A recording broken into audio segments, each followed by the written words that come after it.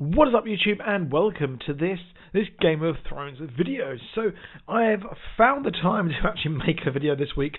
My PC was completely and utterly destroyed, but now it is fixed and I can bring videos to you, which is what I want to do. I want to make them more, I just don't have the time, but I had to do this because I am very, very close to finishing Game of Thrones Season 1. I am rewatching an episode a day until the new season starts very, very soon. And I cannot be more excited for Game of Thrones because it was amazing.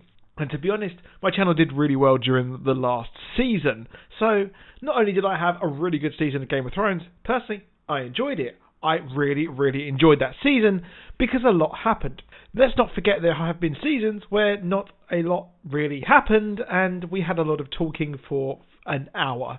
So give and take here. But we've got a brand new trailer at the Golden Globes. Yes, I know I'm late with this. I wanted to do this for 2 days now, but I haven't been able to.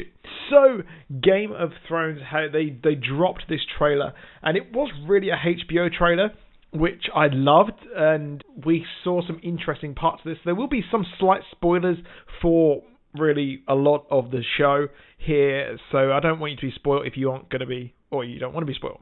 However, what we've got here is, like I said, a HBO trailer. So it's a small little snippet here for Game of Thrones. And we had a trailer for Veep as well, one of the funniest TV shows, and it's Julia Louis-Dreyfus from Seinfeld, and Veep is stunning, and I'm glad that she is back and healthy to make that show. But Game of Thrones, we saw it here, and we saw, of course, the start where it goes bam, bam, bam, bam, bam. What we got here was a look at the Winterfell section. Every season there's a new map because more stuff actually happens each season. And as we know, it's all framed in the narrative of the Citadel because obviously we know that Game of Thrones, this show is being written, or the book is being written by Samuel Tarly, and that's how it will end. That's what I'm convinced will happen. But as this map expands here, we see Winterfell, and we see a new Winterfell. However, it will be destroyed at some point throughout this season, but here we see camps, and we know now that our friend Jon Snow has made landfall at Winterfell, or I think it's Eastwatch by the Sea he would land. Let me know. You will obviously tell me that I'm wrong. But what we see here, after he's finished eating Daenerys' booty, he ate that like a nice pie, didn't he? And that's his auntie, man. That's weird, but yeah, we're going to forget that is weird there. But what we've got here is Sansa receiving Daenerys, because if you remember, at the end of last season, of course, Jon Snow left to get and petition for help against the White Walkers. The wall's destroyed now, thank God he did that. But what we have here is Sansa receiving them, because I'm assuming this is going to be the first scene of the season.